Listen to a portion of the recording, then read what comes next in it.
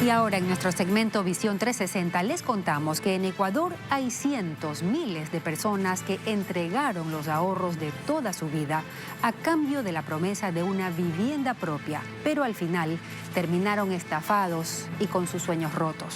¿Cómo es posible que la justicia ecuatoriana no pueda hacer nada para reparar a las víctimas?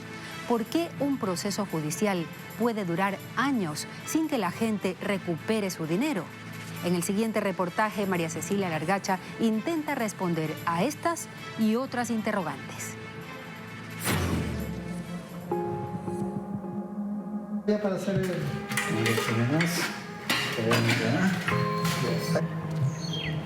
Sebastián trabaja en el campo, es agricultor. Hasta hace un año no sabía nada de albañilería o de construcción de casas, pero le tocó aprender, porque de un momento a otro se quedó sin nada. Sebastián entregó todo el fruto de su trabajo, todo a una inmobiliaria, que se supone estaba construyendo un enorme proyecto de viviendas con servicios básicos, áreas verdes y seguridad. Sebastián confió, porque como él dice, no había ninguna razón para no confiar. Nunca pensamos que puedan ser ladrones, ¿no? Porque nosotros hemos visto esos ladrones aquel tiempo que somos nosotros muchachos jóvenes. Nos bolsiqueaban, nos llevaban $10, $5, nos dejaban vacío, pero ya, esos eran los ladrones. Pero nosotros ver que las personas son estudiadas, son de corbata, de mejor ropa, jamás se ha ocurrido que estos nos van a estafar así. Dio una entrada de $7.000 y luego, poco a poco, fue abonando más y más dinero. En total, entregó $51.000. Y conseguir esa cantidad no fue nada fácil. Tenía chivos, borregos, las vacas, tenía bastante ganado. Lo vendió todo. Sus tierras, sus animales, hizo un préstamo. Y además convenció a su hermano, que vive en los Estados Unidos, de que era un buen negocio. Y también él, el hermano, envió dinero para hacer la compra. Ya ustedes imaginan lo que pasó. Los meses, los años transcurrieron y las casas no fueron construidas. Él exigió su dinero de vuelta y le dijeron que sí, que se lo daban el lunes. Desde ahí empezamos a buscar un abogado o no sé a quién, en dónde vamos a buscar encontrar a estos. Y hasta a la vez no podemos encontrar a ellas. Ni un juez, no hay nadie en una ley que un país de uno que estamos, no hay un juez, no hay una ley legal que a un pobre perjudicado. Más bien cuando nosotros llegamos a la obra, ya también llegan las policías, ustedes no pueden entrar aquí, ustedes no, sálganse de aquí, más bien más bravos. Y nosotros llevamos el documento, cuánto dinero que nos robaron, por eso estamos aquí, no porque estamos yendo a robar. El proyecto inmobiliario al que Sebastián entregó su dinero está ubicado en Durán, provincia del Guayas. Obviamente, él no es el único perjudicado. Hay cientos de familias que también entregaron dinero a la misma empresa constructora y que nunca recibieron sus casas.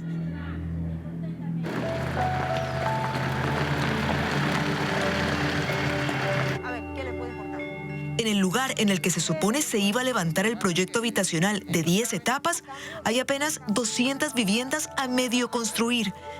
Una garita de seguridad que impide el paso. Y un guardia que amablemente nos pidió retirarnos del lugar. No va a ingresar.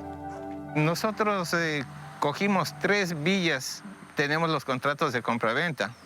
Marcos y sus 2 hijos también están a la espera de recuperar su dinero.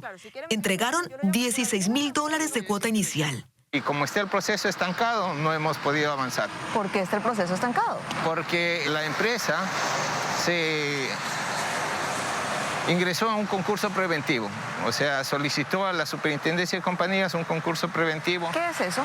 Es en dar una propuesta para pagar, porque asume que no tiene dinero. El concurso preventivo de acreedores al que Marcos se refiere es un recurso a través del cual la empresa espera llegar a un acuerdo de pago. El problema es que ya han pasado 7 años desde que él y sus hijos entregaron el dinero y simplemente están hartos de esperar.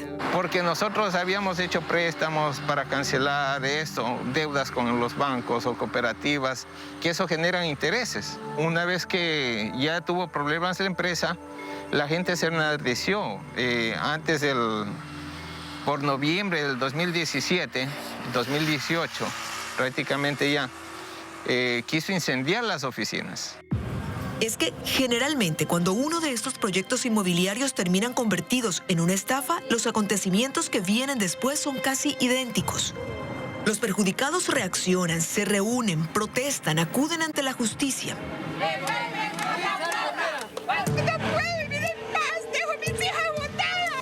Pero los días se van transformando en meses, en años y a veces hasta en décadas, sin que logren alguna reparación. Inicia una etapa de investigación previa que, conforme la ley y tomando en cuenta la pena, no va supuestamente a durar más de 2 años. Esos plazos jamás se cumplen. Y después de 2 años, o 3, o 4, o 5, el fiscal tiene para ver si es que ha podido reunir elementos suficientes para poder formularle cargos a alguien, y hay que ver si ahí, en ese momento, esa persona todavía está aquí y no se ha volado, como se diría vulgarmente, con los recursos. Y ahí el problema que se produce es que cuando hay estafas masivas, cada uno ala agua para su molino, ¿verdad? Entonces usted lo que tiene es, el uno pone un abogado, el otro pone otro abogado, un abogado una diligencia, el otro pide que le cambie la fecha de la diligencia porque él no puede ir. Entonces imagínese 50 personas denunciando, son 50 intereses diferentes, más los 50 intereses del abogado que puede, no puede, si va, no va. Entonces se produce un caos procesal. Pues si no entregaron casa, devuelvan. Cristian lo sabe, porque él mismo está envuelto en ese caos procesal desde hace 12 años. Y lo malo que nosotros en ese entonces eran como por unos 100 a 150 perjudicados, no nos unimos. Cada quien hizo lo que quiso hacer. Cristian compró lo que sería su casa propia como regalo para su futura esposa. Escogió un proyecto habitacional en la Vía La Costa, en Guayaquil. Le ofrecían de todo, servicios básicos, seguridad, hasta un hospital iba a ser construido dentro de la urbanización. Todo parecía correcto, porque para empezar ellos hacen una publicidad por internet, por los medios de comunicación. Y dije, bueno, es algo serio. Él pagó la entrada y durante años canceló puntualmente las cuotas mensuales. 451 mensual pagaba yo. En total entregó $16,800. Y sí, nunca le entregaron la casa, ni a él ni a los otros perjudicados. Las audiencias que he estado han sido fallidas, no se ha dado las audiencias y es un cuento del gallo pelón. ¡Queremos justicia! ¿Que cuántos casos de estafas inmobiliarias hay en el país? Se lo preguntamos a la Fiscalía, pero no lo tienen registrado así específicamente. Lo que registran son los casos de estafas en general, de todo tipo, no solamente inmobiliarias. No obstante, nos podemos hacer una idea, porque solo los casos más sonados, Terravienes, Sorrento, Villahermosa, por nombrar algunos, los perjudicados suman miles. De hecho, cuando comenzamos a hacer este reportaje y se corrió la voz, recibimos tantas llamadas para que sus casos fueran incluidos que fue imposible atenderlos a todos. Es lógico preguntarse entonces, si hay tantos perjudicados y si la enorme mayoría de ellos no ha obtenido justicia, ¿no hay algo que está fallando? ¿No deberían agilitarse los procesos o mejorarse los controles? Lo de los controles es porque no hay quien los controle. Es decir, la ley existe en papel, pero finalmente no se va a hacer el control. Básicamente el control de los procesos de construcción corresponden a las municipalidades. Pero el problema no es de a quienes actúan dentro de los parámetros legales, sino de aquellos que evaden los parámetros legales y utilizan diferentes mecanismos para poder hacer promoción, para poder engatusar a la gente. El otro tema, hay un refrán que dice, lo barato siempre sale caro. Entonces, el primer síntoma es que te están vendiendo unos precios que no son posibles de que sean. Entonces, ese es el primer síntoma. Las gangas siempre traen por atrás los engaños. A él le preocupa que estas estafas inmobiliarias terminen desprestigiando al sector y perjudicando a los constructores y promotores serios. Sobre todo porque es un hecho que en las estafas inmobiliarias las víctimas llevan las de perder. Ni siquiera enjuiciar penalmente a quien los estafó es garantía de que van a recuperar el dinero. La gente piensa que el proceso penal es para recuperar dinero, no es para eso.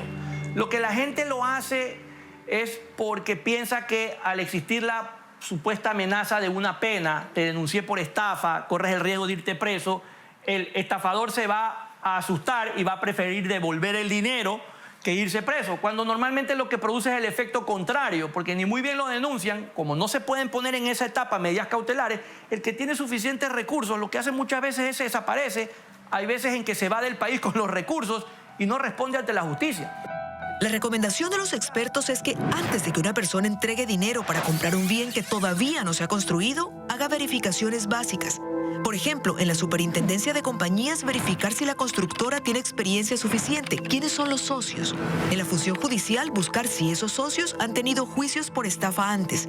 Incluso solicitar a la misma compañía los documentos que acrediten la titularidad del terreno para saber si el sitio donde van a construir realmente les pertenece. Porque de acuerdo a nuestra ley, si yo en un terreno pongo una casa, esa casa es del dueño del terreno. Porque lo principal es el terreno y lo accesorio es la casa. Pero entonces alcanzaron a pagar 10. Pero claro, esos consejos llegan tarde para personas como Marcos, Cristian o Sebastián. Ellos, como los otros miles de perjudicados, han vivido durante los últimos años una serie constante de decepciones. La primera, la estafa de la que fueron víctimas. La segunda, los sueños de tener una casa propia rotos. Y la tercera, una justicia ante la que acudieron buscando ayuda y de la que no recibieron ninguna solución.